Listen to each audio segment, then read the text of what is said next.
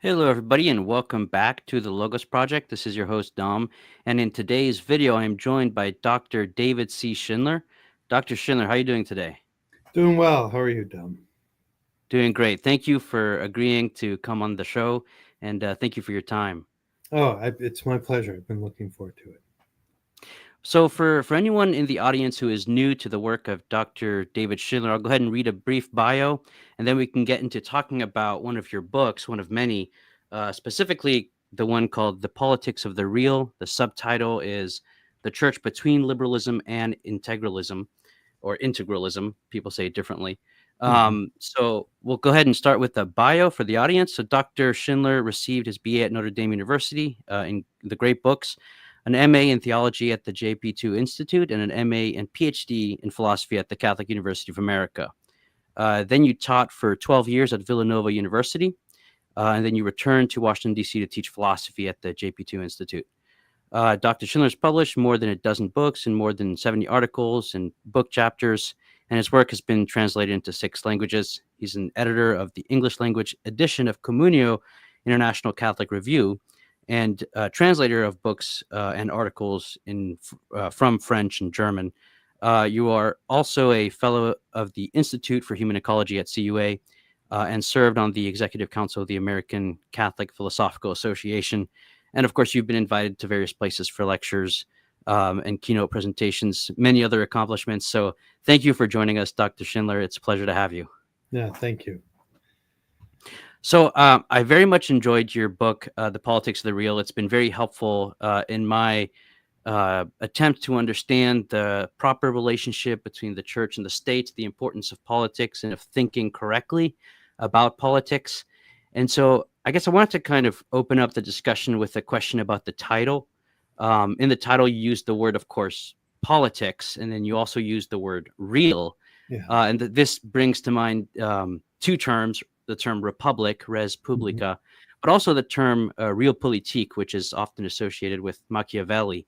Maybe looking at the first word, how are things, res, right, a thing, how Mhm. does it relate to what is public?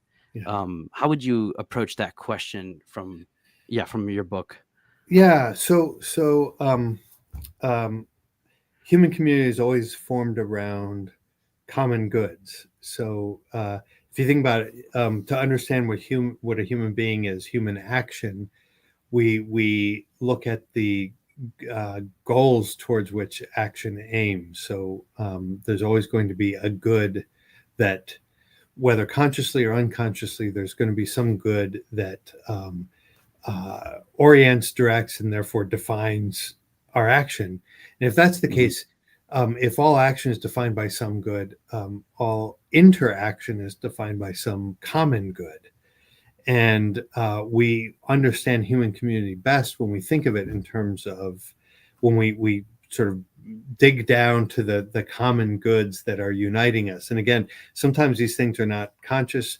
In the modern world, we tend to think of ourselves as pursuing primarily private goods, but Yeah.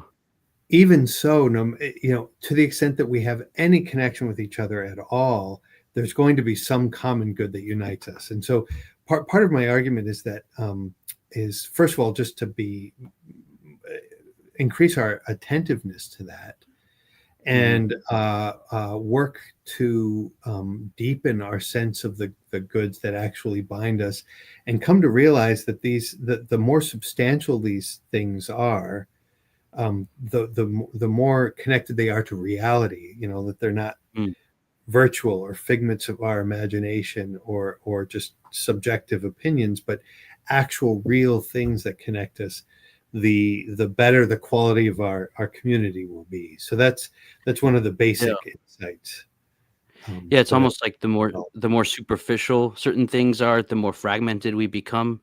Yeah, You often talk about the symbolic nature of real things and how they yeah, gather people. I really love that aspect of in your writing, the idea of gathering through a yeah. symbol which opens up to the transcendent. Could you maybe talk a little bit more about because you used once the example of the windmill, I think it was. Um, so Yeah. yeah. Oh, it's interesting. Symbolic. the nature of symbols has been something that's increasingly occupied me the last decade or so, and the word itself is so fascinating. We think of symbols as just signs, Yeah. tokens that indicate something, but the word itself means it's symbalein, a joining together.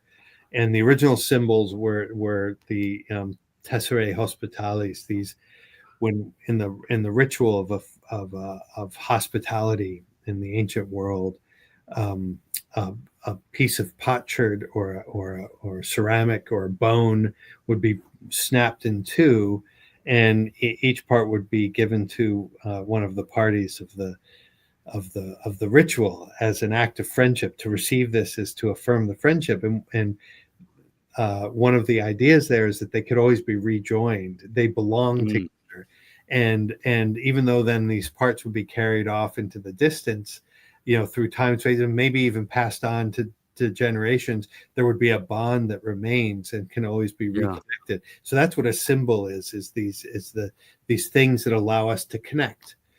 Hmm. And but it seems to me that if we think of a common good as a symbol in that sense, it's a reality, an actual reality that has some substance in itself that allows people to connect, to join Yeah. in relation to it.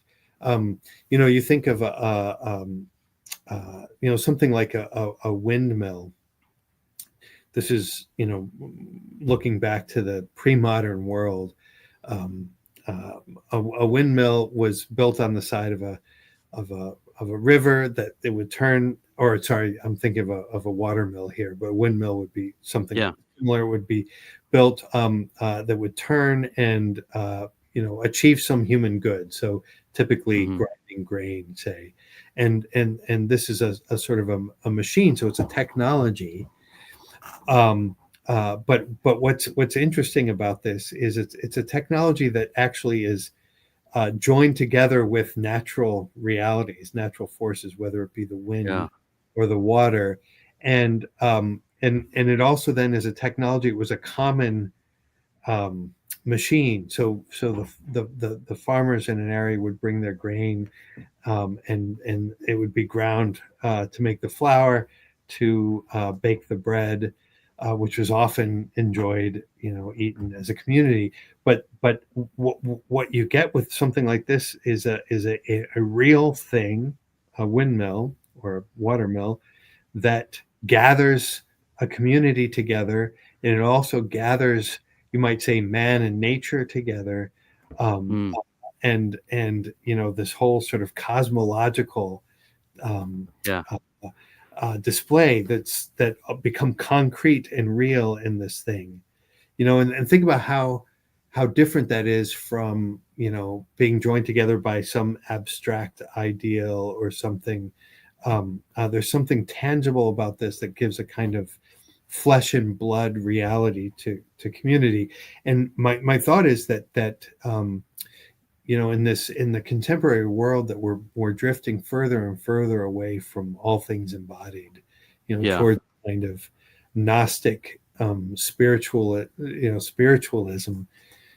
We're one of the implications of that is the superficiality of our connections with each other. That's something, for all of the multiplication of social technologies that meant to connect us, people are feeling more and more lonely and and isolated. And I think that's not an accident. We no Hmm. longer have things, realities that are joining us, that can satisfy us in our full humanity. Um, Yeah. that's something I think you know, we don't have windmills anymore, but we can recover practices. You know, my wife and I host community dances, for instance, with people playing Mm, instruments in our parish, and we've discovered these kinds of things are have been a real source of life in our community. I mean, these things remain available even in the 21st yeah. century. No, absolutely. So I found it interesting because in your book, right, I mean, the title begins with the real, with the Mhm. gathering of people in a, a polis, a community, and being in contact and relationship with reality, with actuality, as you put it. But then you start, I mean, you open up with a criticism of liberalism, and you talk about a kind of reversal of act and potency. Yeah. So maybe thinking about the other word that came to mind, realpolitik and Mhm. Machiavelli, it seems that the concept of power, of Yeah. potency or power, has become central in modern political theory. Yeah. In your book, you speak of the priority of potency over act or over actuality, Yeah. as something essential to liberalism, and essentially characterizes liberalism. Can you maybe unpack that, Yeah. this reversal? I mean, how did it come about, and Yeah. what are its It's implications? Yeah, yeah. I mean, this is a big question, and there are many layers to it. So I'll try to just get to maybe one of the core sure. theses here is liberalism. I think at the heart of liberalism is what Pierre Manent, the French political theorist, called the theological political problem. That Mm, that was not his coinage. It's from Strauss. It goes back to Spinoza. But the theological political problem, basically, the modern crisis of the wars of religion and the kind of violence that Europe was undergoing as a result of the Reformation and so forth. It Liberalism was effectively arose as a way of dealing with that, and uh, at the heart of it, to simplify a very complex thing, at the heart of it is this kind of resolution to bracket the question of the truth of religion, um, and say that this is no longer, we're going to assume that this is not a political question. This is going to be mhm, a question that will be resolved by individuals privately. Politically, we're going to remove that from the public square, as it were, and in its place, work towards what John Courtney Murray calls articles of peace. We'll find a way mm, of just living together peaceably without having to resolve this religious question, which will then be a private question. And the idea is, if we can do that, then this great source of tension and conflict will be eliminated, and we'll be able to live in peace, and individuals will be able to pursue what they think is good, true, and beautiful on their own. So that's kind of the basic liberal vision, and on the surface, especially in modern America, we think, okay, what yeah, could be better than that? That sounds like yeah, the ideal. Here's the problem: is that uh, uh, to relate it to the first point that we were discussing, um, the central theme of human uh, community, the res publica, the public mhm, concern throughout all of history, and still today, in spite of what we think, is religion, is the nature of God and the way we live in relation to God. mhm, That is the real thing. So the church, our religious practice, is the real thing that is the kind of fundamental gathering yeah, point, reality that unites us. Now, in liberalism, we potentialize that rather than recognize a given actual tradition. We say, let's just leave a placeholder that people can fill in with whatever yeah, they individually believe, but that placeholder then is just potency, pure potency, to be yeah, decided later. And what happens is we've now removed the reality, the actuality, from at the very foundation, from what unites us, and we've put potency in its place. And yeah, one can explain this in that there are many sort of intervening steps, but this eventually leads to what I think is we tend to potentialize all of the goods mm, in our experience, and we end up conceiving human freedom as most essentially not as rooted in what's real and true, but as essentially the power to choose. So yeah, pure potential. and things like possibility and power and potency and so forth. These become the governing principles, and the argument is that these can't bind us together. These actually set us At at odds. odds with Yeah. each other in a really fundamental way that's subtle at first, but it becomes more and more obvious and explicit over time. And I think we're living now in an age when some of these things are really starting to unravel quickly. Yeah, it's becoming apparent that there's a fragmentation. It's interesting Yeah. because it's the idea of rights, the idea of property, and the idea of religious liberty Hmm. construed in a liberal way all seem to flow from this potentializing That's right. of things. Yeah. Yeah, That and then that's right. conflict, therefore. Yeah, rights now are like power. I claim to be, in a way, immune from your claims, or these Yeah. are ways of protecting ourselves from each other. And if you think Yeah. about that, we're potentializing a relationships. I have a relationship to anything other Yeah. than myself only when I choose it. But otherwise, I'm sort of content in my individuality.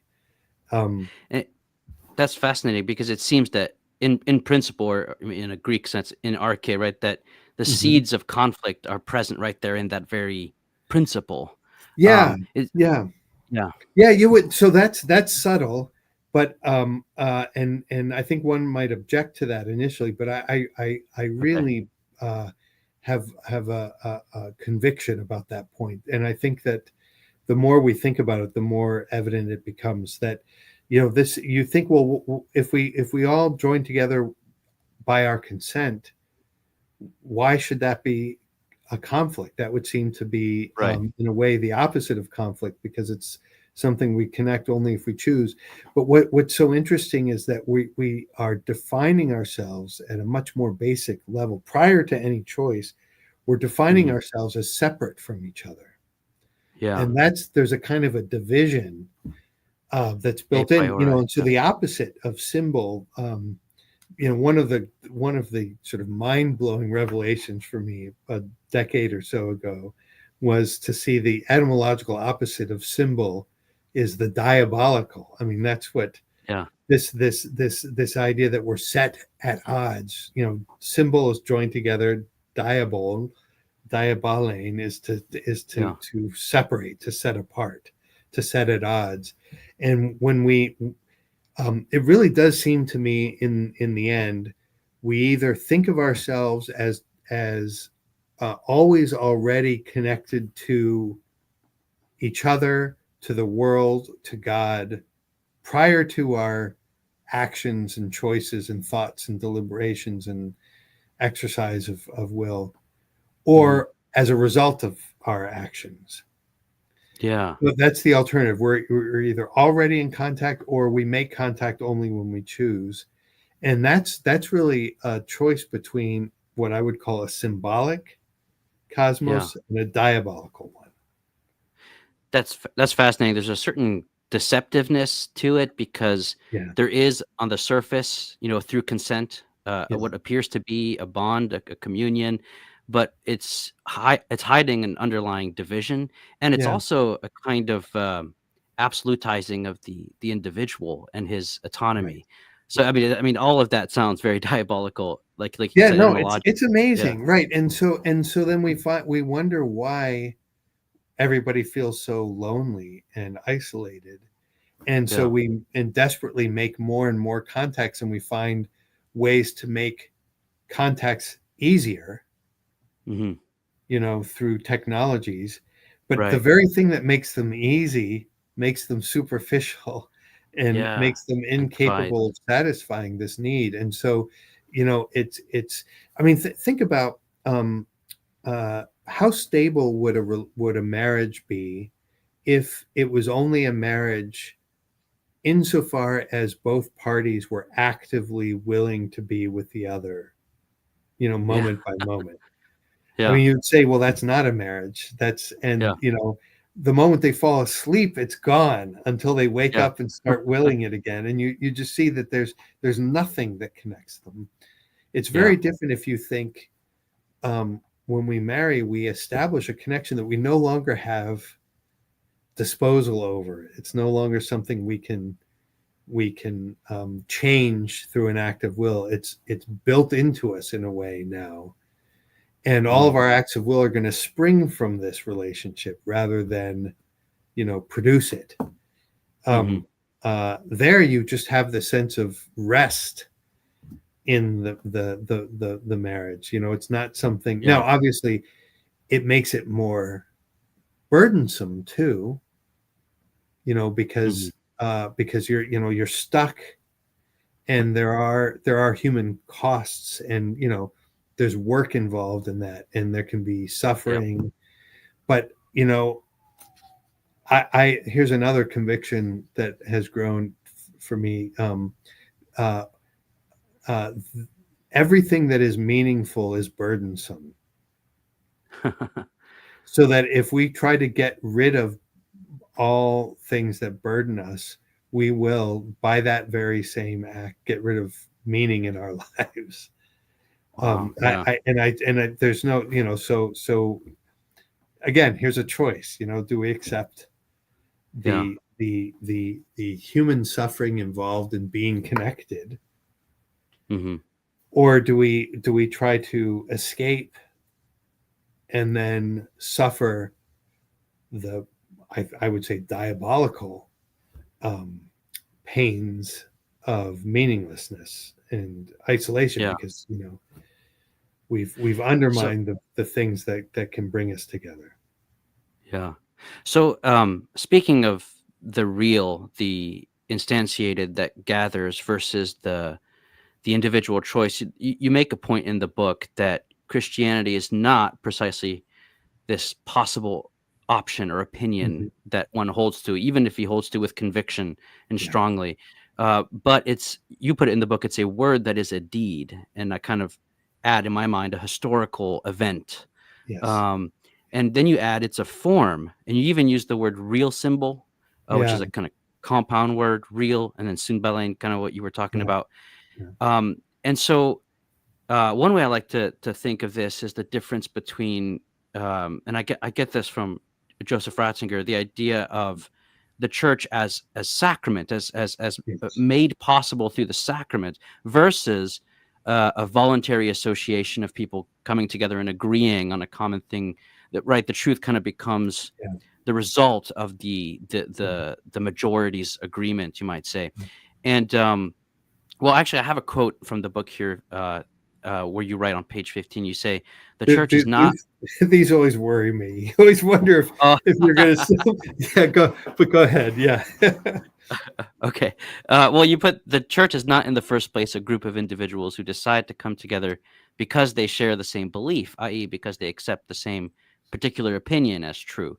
Instead, Christianity is a form, a concrete and visible reality in the world with infinite depth and transcendent meaning. So, the point of me bringing this up is that I think this is interesting because there's an analogy between this pure potency, this kind of common good as pure potency, the God of nature, and then in the Reformation, sola scriptura, which kind of becomes an ultimate authority, which is also purely potential vis-a-vis each individual, and Yeah. hence the fragmentation.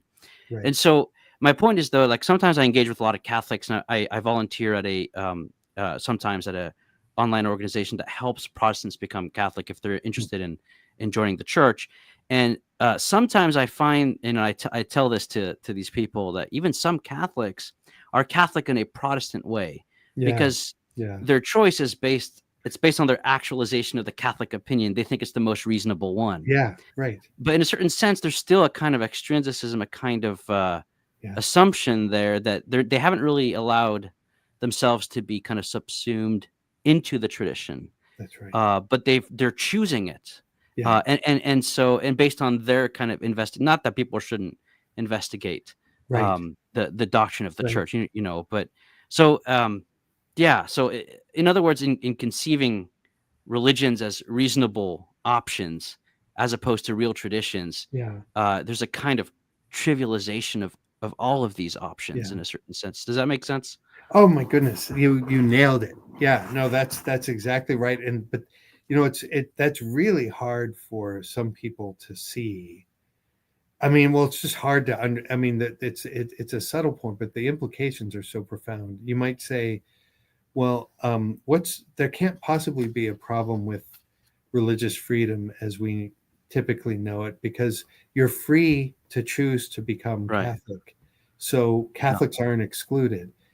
And the problem is that if you think of the church as something you join simply through your choice, as a this you put it beautifully, this is a Catholic opinion that I think is the best of all the opinions, so I'm going to Right. choose this opinion. Yeah. You're actually transforming the nature of the church in your Of the very opinion. Yeah. choice. Yeah, and it's become just an option that will always then remain in some way subordinate to your individual will. It would be Yeah. something like the marriage that you are in as long as you Yeah. choose to be in it, rather Yes. than thinking. I mean, of course, Catholics think that your freedom, you can't be a member of the church except through freedom. Yeah. We actually, that's an important point. Even, I mean, if we want to talk about it, even with like infant baptism, I mean, that needs to be Yeah. understood properly. You can't be part of the church, but freedom is not pure potency, power to choose. Freedom is your interior consent to a good that is moving you, already, in a way that's already making a That is claim on. real. Yeah. Yeah, that has a reality. True. So it would be much more like entering into a marriage, or entering, consenting to being a member of a family. That that kind of membership, lays claim to you. Yeah. You consent to it, so there's an act of freedom, but you're consenting to being, part of something greater than yourself, and henceforward, in a way, thinking of yourself, um, in a new way, on the basis of this relationship that's now fundamental. Yeah. So, yeah, so you're kind of rethinking your who you are in this kind of radical Yeah. way. And that, that's Balthazar, Hunters from Balthazar, uh, in the beginning of The Glory of the Lord. I think it's around page 24, if I remember correctly, in the first volume. Anyway, it's early on. He talks about marriage, and he describes it as something like the form, that chooses me as I choose it. Yes. Yeah. I don't dictate what it is. I do Yeah. choose it, but I'm choosing to be taken up into something that already has its own meaning. Yeah. That's beautiful. Yeah, No, it's funny. I sometimes joke, and so I joke that some Catholics need to convert to Catholicism, but I don't mean that in a kind of higher, mightier than thou, because that's true for me. It's yeah, been true for me, which is yeah, the more I think about this, the more I read various authors, and in your books as well, the more I realize, like, I need to continue converting and to stop thinking in this liberal way, because it's yeah. actually pervasive. Oh, it Uh, I- is. I'm re- I'm reminded of the passage in Romans when Paul speaks of being renewed by the renewal of your mind, but he Yeah. follows that with the language of the living sacrifice of your bodies. Hmm. Hmm. There's a sense in which that it's not just an opinion, right? Like changing my mind, but it's Yeah. actually like a Changing my being. lived, Yeah. yeah, my being, yeah. And so Yeah. I Yeah. that's it seems to me theology and sanctity and conversion, right? These are things that all Catholics in some shape or form are called to continually progress in, if that makes sense. Yeah. Absolutely. And I mean, you again put your finger, I think, on a decisive point. The renewal of your body. I mean, this is why, like, the sacraments Yes. are absolutely crucial, and in the church as sacrament. I mean, so these are real physical things, tangible Yeah. Like realities gather. that, Yeah. yeah, that gather us and orient our lives. And we receive the grace, the grace of Christ, not just, in our private interior hearts, Right. although that too. But for us, that is by means of this reality called the church, and through the real things called the sacraments that Yeah. bring us body, soul, and spirit. You only get to Yeah. the spirit if you go through the body and the soul. That's Yeah. Yeah. it's all one. Yeah, and that's why the habitual um, practice of the faith is so crucial to realizing it. And some friends that I have known who were Protestant and became Catholic, one of the things that they found that they that they found so attractive, one of the things that really was decisive in some of these cases, is a difference that they experienced in their in the Protestant church that they were part of. Um, Hmm. their explicit religious practice, it was only when you would say a prayer or go to the service there would be, and this was episodic, and they saw that in Catholicism, their practices, they're part of everyday life in the morning, in the Yeah. devotions, rosaries, the way you decorate your, I mean, now of course it's not like Protestants don't have daily prayers and that sort of thing. Hmm.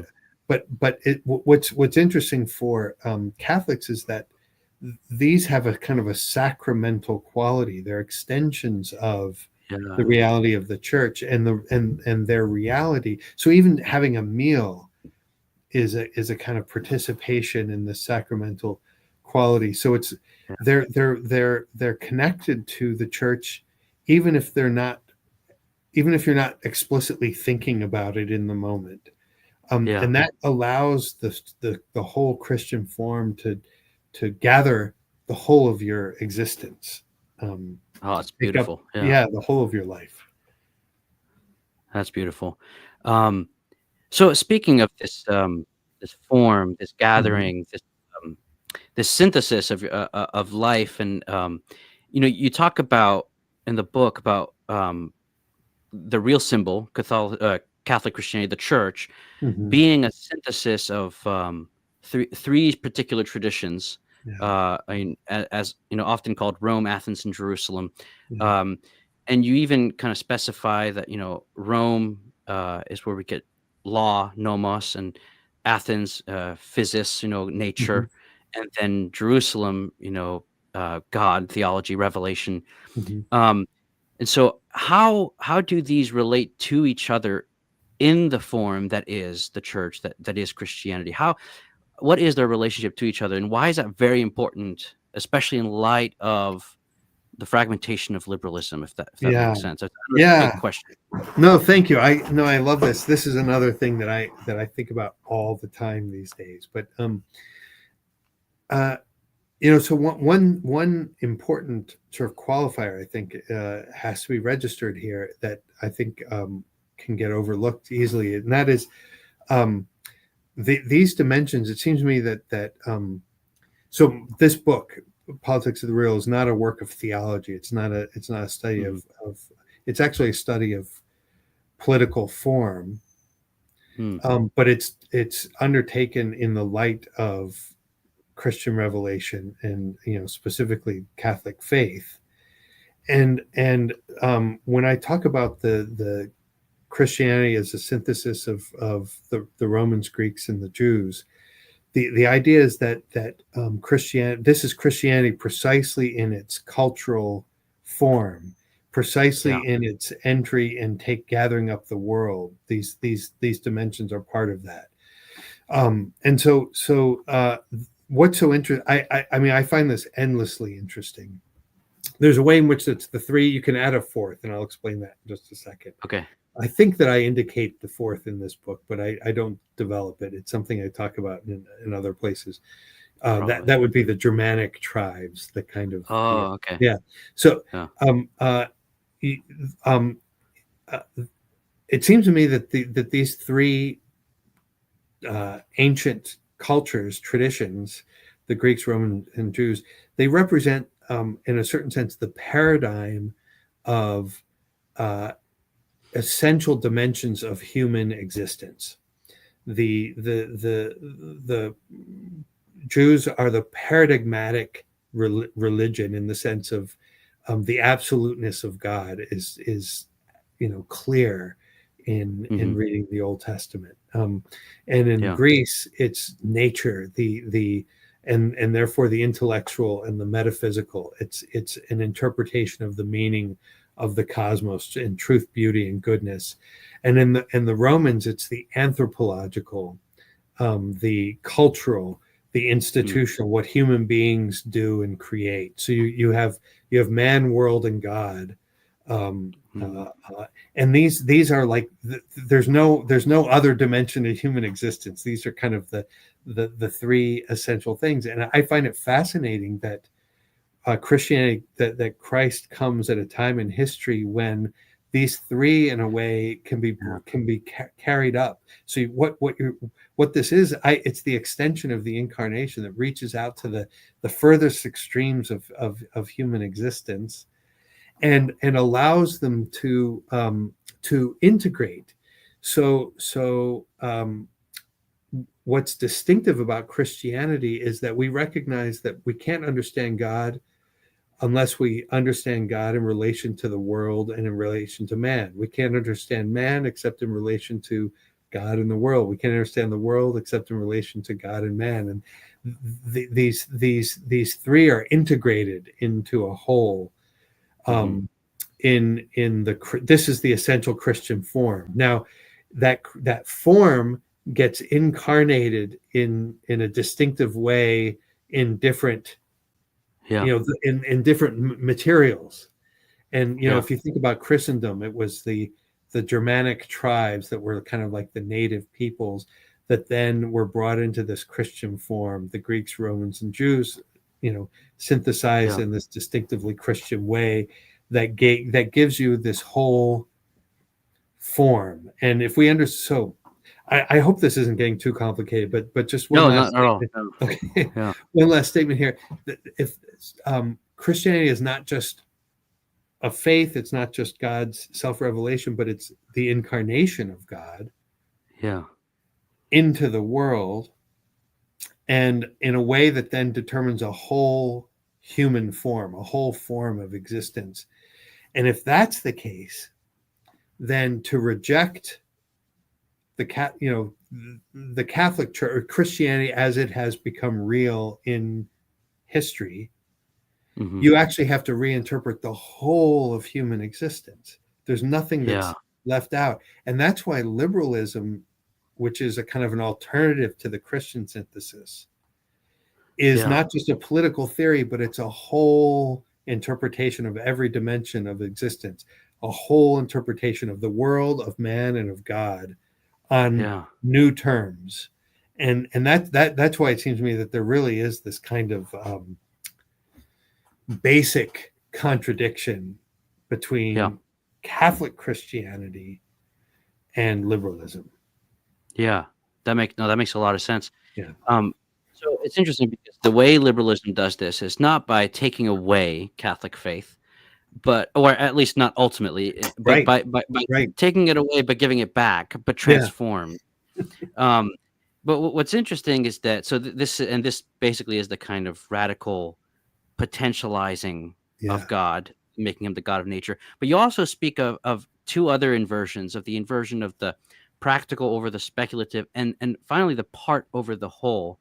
yeah, So I mean, you have this trinity of inversions that yeah. I saw in Interesting. the book. Yeah, Um, but what's interesting is that liberalism basically, it keeps the ideas, but yeah, removes the basis for them, and yeah, so yeah, the unity. So you can yeah, still have them, but they're almost like I call it kind of Lego Catholicism. You're yeah. adding it back on for yourself, but within a whole that's greater than Catholicism, which Yeah, makes Catholicism no longer Catholic, if that makes sense. yeah. Um, Yeah, so no, yeah, that's a great principle. So right, and that's why people say, well, there's nothing in modernity and in liberalism that excludes the classical tradition. We sort of yeah, take. I mean, this is sort of like what you said about the Catholic opinion that we is the best yeah, opinion. We like it the best, and so we're going to choose this. This is going to be mhm, the option that we choose. I mean, that's you rather than seeing this form as something that we've inherited, Hmm. and that we receive, and our individual lives kind of arise from within this tradition that we've inherited. Instead, we Hmm. step outside of it. We look at the parts of it that we like the best, and we take these parts, and they become then options. And what Yeah. we're doing is now we've got a new. We've got the same pieces, but we're integrating them according to a new principle. And the new principle is free choice. Mm. um, Yeah. and that's going to then recast the meaning of these pieces. So that Mm. it seems to me that that's basically what we get. And Yeah. this is why when people say, about the American founding, they say, well, they were Christian, and that's, you know so what's the problem? Or they say that the founders were Christian. We've lost the vision of the founders. We return to the vision. But my point is that they may have been Christian, but they understood Christian already in liberal terms Yeah. as something that individuals choose. And Yeah. so that's very different from actually being inheritors of this greater tradition. And it seems to me Mm. that's what we need for a properly human existence. Yeah, no, that makes sense.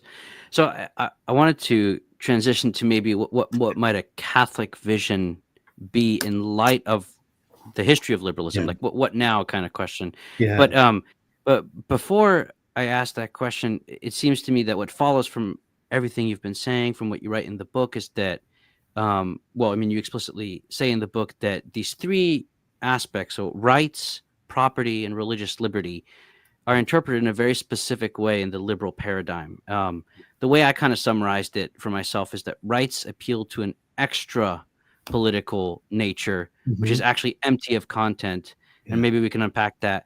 But Yeah. property is the actualization by making private Yeah. something that is in the public, but because Yeah. it's not actual, it's Yeah. kind of purely potential in the public Yeah. sphere. Yeah. And finally, you talk about religious liberty, which or freedom, which is in the liberal paradigm a kind of neutralizing of religion through its privatization, Yeah. Yeah. making it trivial. So maybe we can unpack. I mean, I know that's a lot, but maybe It we is can a lot, unpack those three. but Yeah. let me just say, I thank you. That's a really attentive reading of this stuff. It's gratifying to You're to uh, welcome. to hear Yeah. an account that sees the argument I was trying to make. I'm happy, but yeah. So I mean, take rights for instance. We instead of interpreting rights as the way I put it is a social extension of natural powers. Hmm. And it's one thing to think of rights as a requirement for a social realization of things that are actually part of human existence and realities that belong to us as human beings. So interpreted in relation to our actual human nature, Yeah. we eliminate the meaning of human nature. So this would be like having the right to marry. Yeah. You know, I used to argue when the same-sex marriage question came up. Absolutely, everybody has the right to marry. Yeah. That no matter what orientation you are, everybody has the right to marry. Meaning, everyone has the right to be joined to a member of the other sex. Yeah. Yeah. Um, uh, and that's because that's what marriage means. And Yeah. and Yeah. that right makes sense in relation to nature. But you say, if you want to reinterpret what we do is we turn the right to marry not as a realization of what we are by nature, but instead something that we can invent. So pure potency. I can Yeah. marry whoever I like or whatever I like. I mean, you see Yeah. what ends up happening is the whole content of it. There's no reality, no res Yeah. that lays Yeah. claim to us, but the power to determine is what Yeah. is the only claim. And so you end up making marriage mean whatever you need it to mean according to various instances of choice, and that's a complete inversion. One gives Yeah. priority to um, the real, and the other gives priority to pure power. Mm-hmm. And property. Your description. Sorry. Did you want to say something there? Or No, I mean, it's almost like it's inevitable. The person has to do this Mhm. to manifest his freedom and his autonomy from the otherwise oppressive Yeah, opinions of others and of the state in a certain sense. He has to maintain his liberty yeah, by determining for himself his yeah, nature in a certain yeah. sense. Uh, yeah. So Yeah, no, I don't know. it's really interesting. This is something that's come up in some symposia that I've been involved in. There are all kinds of psychological disorders. I mean, it is exhausting to have to constantly create yourself. Yeah. That that you only have significance publicly to the extent that you assert yourself by making claims, and in a way, aggressively. You almost need then to be outraged, Hmm. or this sort of victim, this Yeah. idolizing of victimhood.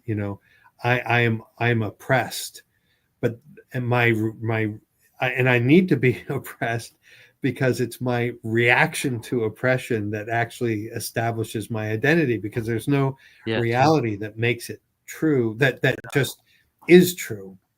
So you end up demanding people to constantly assert themselves and invent themselves, and that's so contrary to our human nature, that even Yeah. though it you might say gratifies one dimension of our human nature, it gratifies that only by fundamentally contradicting our who we are most essentially.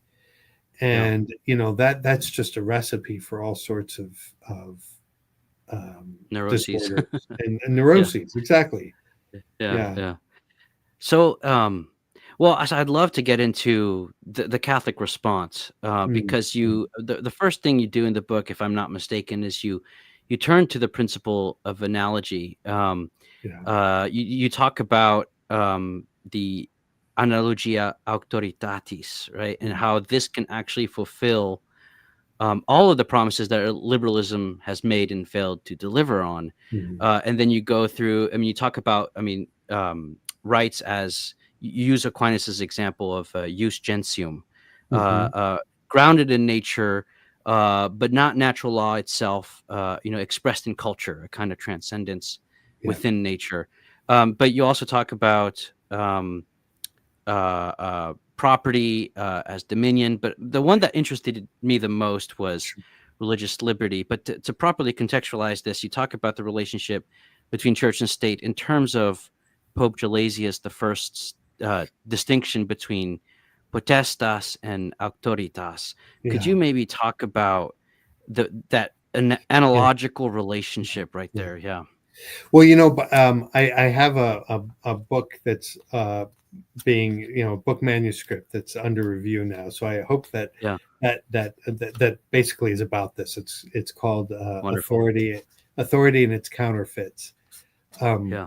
but an attempt to kind of unfold this point in a much more expansive sort of way. I hope Hmm. that'll come out next year. But yeah, to me, that's again just it's helpful. I'm glad that you mentioned analogy. It's really helpful in response to this huge, mysterious question. What do we do if this is Hmm. what's the Catholic response to this difficulty? That's Yeah. very hard. Especially in a world that has basically been taken over by the liberal model. Even if it's beginning to fail in all sorts of obvious ways and come under attack, it's the only thing we've known for 200 years or longer. Yeah. Yeah. Um, yeah, um, that uh, analogy is really crucial. One response is a reaction, and this is what I think integralism is you want to reassert the authority of the church, and but you end up leaving a liberal model of power in place, and you Hmm. think of the church now as exerting a kind of supreme power, that Hmm. now is what orders all the powers below it, and that would restore us. And so you have these visions that people uh, depict that are mocked for being unrealistic in ways that we can Hmm. all appreciate, that a restoration of a king of the United France, or, States or yeah, something, United or of States. Yeah. France. Yeah, yeah. Yeah. Or, Yeah. thinking of our own culture, but you Yeah. Yeah. restoring of an anointed king, and a pope who is actually the supreme power of the world, not just of the church. And the Yeah. thing is, I say this slightly sarcastically, but only slightly, because I actually think those things are true and Yeah. real. That pope is the power, the highest authority in the world, and the absolute crucial meaning of the anointed king. But the problem is, um, uh, that can take a romantic form that's just reactive, or you can say, we need to recognize that these things represent principles Hmm. that can be realized in profoundly different ways in different circumstances. So that's Yeah. what analogy is. It's the same idea that has an analogous expression that can be sometimes very surprising, Yeah. but is nevertheless a true expression of the central reality. So I think we need to recover a distinction between authority and power. And power. Yeah. One dimension of that is that authority is sacramental Hmm. and is not just a pragmatic organization, but is actually a revelation of the meaning of things, Yeah. and somehow recover a sense of that, but to do it in a way that's genuinely attentive to what's novel about our current Yeah. historical situation. So this was actually my favorite part of your book because it answered a lot of questions that I had. If I can read another part of Yeah, it real sure. quick. Yes. Yeah. This was on page 99. I'm just going to read it because it was very revelatory to me. But you write, in the place of the essentially extrinsic relationship between the political good and the integral good, the Catholic way of thinking follows the logic of analogy, which implies unity within ever greater difference. The principle of analogy allows one to affirm a radical difference between church and state without simply separating them. Within the difference, the church and state would indeed preside over different spheres, or at least different aspects of the one reality of the Christian people. The state would govern the temporal order and affairs specific to this order, insofar as they relate to the common life of man. In this sense, the state would possess a genuine but relative autonomy, an autonomy that is always relative to a context that exceeds it. And then the last section here, you say a theocratic conception of the church state relation represents a betrayal of the principle of analogy, since it makes the church and the state realities of the same order and Mhm. therefore competitors. Yeah. The church rules in the place of the state or vice versa. But in truth, the church transcends the state. And so while it does bear an objective presence in the historical political sphere, this does not mean the church simply functions as one political entity among others. So this part of the book was just so helpful to me because, um, you know, uh, if the church truly is an authority to whom the state is subject, Yeah. then it seems logical at first glance that we're talking about a theocratic Right. arrangement, right? But at the same time, if we're talking about freedom of religion, then it seems that the liberal view would be more logical. And so, what's the Catholic Yeah. answer? Well, it's this idea that the church is not just another nation; Hmm. it's universal. It transcends all political particular arrangements, Right. but it gives them their principles. It defines things Yeah. for them by the apostolic witness to the truth. So this was super helpful to me. And then the state kind of implements Yeah. with the definitions given to it by the apostolic witness Yeah. into and imprints itself as a form into the Yeah. political activity Yeah. of citizens. So Yeah. No, I anyway, mean, that's a rant. it, Yeah. yeah, no, I mean, that would be so so when people think of, so the church does need to reclaim authority. I think that's Hmm. true. But Yeah. we almost can't help but think about that as a form of power. Right. And then it becomes, so we think, okay, so the church is then going to be making the laws for society, like Sharia law would be a kind Yeah. of Yeah. theocratic thing. And the point is that no, the church is an authority which transcends power, Yeah. but is higher than it, so it transcends it. Yeah. So it doesn't intrude. It can you can imagine a need to intrude when power breaks down and there's chaos, but Yeah. that wouldn't be the norm. That wouldn't be normative. That would be an exception Yeah. given disorder. But Yeah. in the proper sense, the church, for instance, would say marriage is the union of man and woman, that is a permanent bond, as long as one spouse is alive. That's what marriage is. Hmm.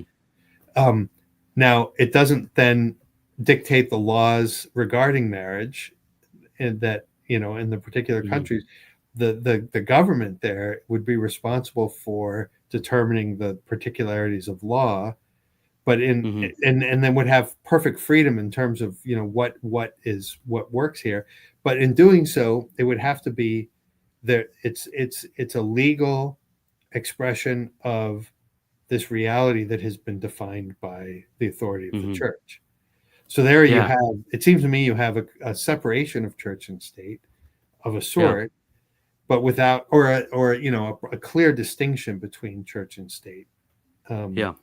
you don't absorb the church into the state or the state into the church, and yet there's a real unity between them. Intrinsic unity. Yeah. No, I mean, it's interesting because um, we talked about earlier how the liberal state, and you say in the book is in fact confessional. It's just Hmm. confessing the pure potency of God, Yeah, the meaninglessness of nature, and yeah, things like this. yeah, So it is confessional, but within the ambit of the liberal state is the church, in such a way where the church almost, I mean, she feels forced to redefine her own terms. yes, Obviously, she fights against this, yeah, versus where if the church is the ambit in which the state is, the terms that the state would use are the church's, but right. it's the state that has its autonomy within this to That's right. do state things that the church is above in Yeah, a very real sense. And I mean, this is, body, soul, philosophy, theology, nature, grace. I mean, there's these couplets on that and in my on. mind Yeah, appear. Yeah. So anyway, yeah. No, well, the thing is, once you see this point, you see it reflected everywhere. This sense yeah, of analogy. So to me, that's kind of yeah, a confirmation that there's something really importantly true about this way of yeah, characterizing it. yeah, indeed. Wonderful. Well, I think this might be a good place to wrap up our conversation. Thank you so much for joining us. I mean, do you have any last words about? I mean, so I guess my audience is, young Catholics who are trying to understand the church's teaching. Engaging in apologetics with Protestants. And of course, there's the whole uh, political conversation going on in the culture. What might be a good, pithy summary of certain principles, guiding principles, when navigating the kind of contentious liberal framework, if that makes sense? I mean, this is a very broad Yeah. question, but No, it the is. kind of Maybe one concluding, thing. yeah, Well, first, let me just say in parentheses. By yes, the way, that in case maybe you didn't know this, but a New Polity that published the book there. I yes. understand they're actually putting out a paperback version. So finally, an Oh, affordable great. uh, paperback version. I think it should be out Yeah, anytime. So that's no. great. But in terms of this, because the pragmatic question always Yeah, gets posed, like what are we to do, and it, yeah, what is being presented just seems so impossible. It seems yeah, to be indulgent to sit and think about it. I mean, it's something that just distracts you from life and the practical realities of the world as we know it and so forth. The thing yeah, that I come back, or try to remember to come back to all the time, is that um, we can't ever measure. I mean, insofar as we are human beings, we're rational animals, and that means that we are made to know the truth, and uh, that is, whatever we do, we need to do it in light of the truth as human beings. And that means that even if we don't have a practical solution to a problem, um, our judging it properly is itself Mm, already a fulfillment of our humanity. And there are no practical circumstances that preclude our making judgments about what's most true. yeah. And so regardless of our situation, we're always called to recall the whole truth of what we are called to do and to be, as Christians, and in light of revelation and the mysteries of the incarnation and the Trinity, and the church. Yeah. That always has to be our reference point. People talk about being prudential. They often mean setting aside the deepest truths, and that's not what prudence means. Mm, We to be properly prudential, we can only you can only be prudential insofar as you take your bearings from what's most true. yeah.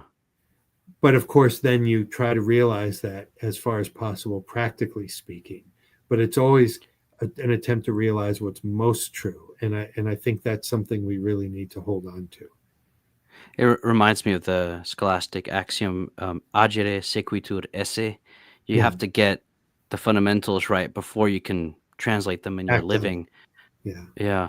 I often tell people, and this might be a good way to bring things full circle, which is that the most politically important thing you can do as a Catholic, it seems to me, is to enter more deeply into the rhythm of the liturgy, I agree. because that's where because the cult, it's public, it's the source of culture, Yeah, it's the when you put God first, everything else finds its place, right yeah, order. I mean, this is the theme of the Old Testament. If you kind of do that in your own life, if you liturgically orient yourself properly, then your actions will translate in the every day of the week, right? yeah. In a way that actually will make a difference, it seems to me. And I get a lot of this from Ratzinger, where he says, if you focus on the liturgy, everything else will kind of Yeah. translate. I mean, just Yeah. love the liturgy, which is the res publica of. I mean, that's what the Yes. word liturgy means. It's the public work. It's the public Yeah. act. Yeah. Yeah. Liturgos, and that's the res publica, to love that and to enter deeply into that, and then just live naturally.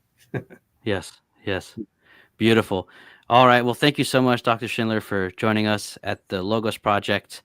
Audience, if you enjoy these kinds of conversations, consider liking, subscribing, and hitting the notification bell.